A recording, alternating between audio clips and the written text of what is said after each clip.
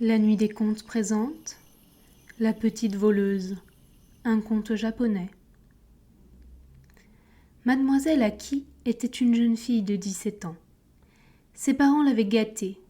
Comme toutes les jeunes filles qui sont gâtées par leurs parents, elle était vaniteuse, capricieuse et méchante. Elle avait un très vilain défaut. Aki était voleuse. Elle volait partout, elle volait toujours, elle volait tant qu'elle pouvait. Et, chose assez curieuse, elle ne se faisait jamais prendre. La coquine était d'une habileté rare. Du reste, vous allez en juger. Un beau matin, elle prend un panier, le remplit de poissons, et quitte la maison sans rien dire. Ses parents lui donnant malheureusement toute liberté de suivre ses caprices, et ne s'informant jamais de ses allées et venues, la laissent sortir sans même lui demander où elle va avec ce panier. Aki longe un moment la rue, tourne à droite, traverse une longue place, enfile une vaste avenue et arrive devant une maison d'apparence bourgeoise. C'est là que demeure le très honorable et très distingué ministre Sonjo. La jeune fille entre par la porte cochère, traverse la cour, comme une habituée de la maison, tourne sur la gauche et se dirige vers la cuisine. Madame Osandon, la digne et replète cuisinière de monsieur le ministre, est en train de préparer le déjeuner de son maître. « Bonjour, madame Osando, lui dit Aki en la saluant. « Je suis la fille de monsieur Takeyoshi, le marchand de soieries qui habite la rue de Hongo. Hier soir, votre maître a rendu à mon père un service important, et mon père m'envoie le remercier en son nom, en attendant qu'il se présente lui-même. Il m'a chargé de remettre à monsieur le ministre ce panier de poissons. Quoique ce soit peu de chose, veuillez prier votre maître de l'accepter comme un faible témoignage de notre reconnaissance. » La brave cuisinière n'a aucun motif de mettre en doute la sincérité de cette jeune fille. Elle accepte le panier, va trouver le ministre qui fait sa toilette et lui répète les paroles d'Aki. Le ministre, après avoir écouté, réfléchit un instant, puis il répond « Je ne connais personne du nom de Takeyoshi. J'ignore s'il y a un marchand de soieries de ce nom dans la rue de Hongo. Je n'ai pas souvenance d'avoir rendu hier un service quelconque à qui que ce soit.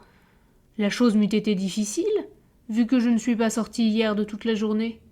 Il y a là une erreur, cette jeune fille se trompe d'adresse. Reportez-lui son panier. » Pendant que se tenait ce petit bout de conversation dans la chambre du ministre, mademoiselle Aki, restée seule à la cuisine, avait jeté un coup d'œil sur les étagères. Elle avait aperçu une petite tasse de valeur et très délicatement l'avait glissée dans les profondeurs de sa manche. Mais cela étant en dehors du programme, et n'étant arrivé que par hasard, ne nous y arrêtons pas et continuons. Madame Osandon redescend donc à la cuisine et rend le panier à la jeune fille en lui rapportant les paroles de son maître. « C'est curieux, » répond Aki en reprenant le panier. « C'est pourtant bien ici. Aurais-je mal entendu ? Je suis si sotte, je vais retourner à la maison et demander de nouveau à mon père. Voudriez-vous être assez aimable pour me permettre de déposer mon panier ici ? Je reviendrai dans tous les cas le prendre. » « Il n'y a pas d'inconvénient, mademoiselle. » Aki dépose donc son panier dans un coin de la cuisine, puis, saluant profondément madame Osandon, elle reprend le chemin par lequel elle est venue. Vous vous demandez peut-être pourquoi la rusée jeune fille a laissé là son panier ? Pourquoi ? Je vous le donne en mille, inutile de vous creuser la tête. Vous ne devineriez pas. Mais vous allez comprendre tout à l'heure, et vous ne pourrez vous empêcher de penser « Quelle petite coquine !» D'abord, elle ne retourne pas chez elle, tout naturellement. La voilà qui remonte l'avenue, enfile la rue de Sakanacho et s'arrête devant la boutique d'un horloger. « Pardon, » dit-elle en entrant, « je viens de la part de madame Sonjo, la femme du ministre. Est-ce que vous avez de belles montres en or ?»« Mais parfaitement, mademoiselle. En désirez-vous de grandes ou de petites ?»« Voici. Ma maîtresse voudrait en voir quelques-unes de dimensions différentes, pour pouvoir faire son choix.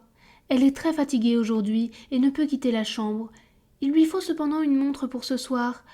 Ne voudriez-vous pas en confier quelques-unes à votre apprenti et le prier de m'accompagner chez ma maîtresse ? » « Je n'ai pas l'habitude de confier des montres à mon apprenti. Mais si vous n'y voyez pas d'inconvénient, je puis vous accompagner moi-même. »« Ça sera encore mieux. » L'horloger, lui non plus, n'a aucune raison de soupçonner la jeune fille. Il choisit 12 belles montres, les introduit dans une boîte, enveloppe la boîte d'un beau foulard de soie, met son manteau et part avec Aki. Ils arrivent chez monsieur le ministre, entrent par la porte cochère et pénètrent dans la cour. Arrivée là, la petite rusée dit à son compagnon: « Comme madame est couchée, elle serait peut-être contrariée de vous recevoir chez elle. Passez-moi les montres, je vais les lui porter. Et attendez-moi ici, ce ne sera pas long. » L'horloger, sans méfiance, passe la boîte à Aki, et les montres vont rejoindre la tasse de tout à l'heure dans les profondeurs de sa manche. La jeune fille se rend à la cuisine, où elle retrouve madame Ossandon. « Excusez-moi, dit-elle en entrant, je me suis effectivement trompée. Ce n'est pas chez monsieur le ministre Sonjo que mon père m'envoyait, mais bien chez un certain monsieur Sonjo. Pardonnez le dérangement que je vous ai occasionné tantôt. »« Il n'y a pas de quoi, mademoiselle, répond la cuisinière. Tout le monde peut se tromper. » Aki reprend donc le panier aux poissons qu'elle avait déposé à la cuisine. Vous commencez à comprendre dans quel but. Elle salue la bonne et revient dans la cour où attendait l'horloger. « Madame est en train d'examiner les montres, dit-elle. Dès qu'elle aura fait son choix, elle doit vous faire appeler.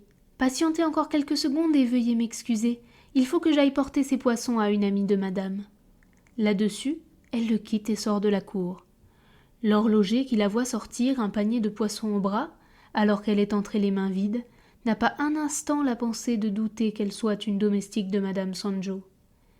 Il ne soupçonne pas, le brave homme, que dans la manche de cette fille qui vient de sortir reposent insouciantes les 12 montres en or qu'il a apportées de chez lui. Il attend un bon quart d'heure, mais personne ne vient. On a l'air dans la maison de ne même pas songer à lui. Impatienté, il se rend à son tour à la cuisine.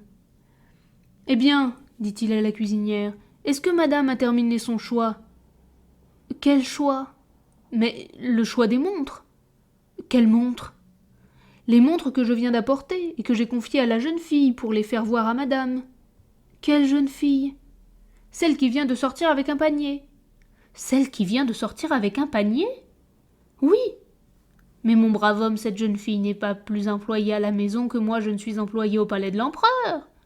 Et la cuisinière raconte alors à l'horloger pétrifié les antécédents de l'histoire, et pourquoi et comment cette jeune fille est sortie de la maison avec un panier. L'horloger raconte à son tour l'histoire des montres, et pourquoi et comment il se fait qu'il est là. « Alors, mon pauvre homme, conclut la cuisinière, vous pouvez leur dire adieu à vos montres. » Le malheureux horloger, comprenant un peu tard qu'il a été filouté, s'arrache les cheveux de désespoir, jure par tous ses ancêtres que jamais plus de sa vie il ne confiera de montre à personne. Il s'en va de ce pas faire sa déclaration à la police. La police s'est mise à la recherche de la petite voleuse. La retrouvera-t-elle ? Chilosa, nul ne le sait.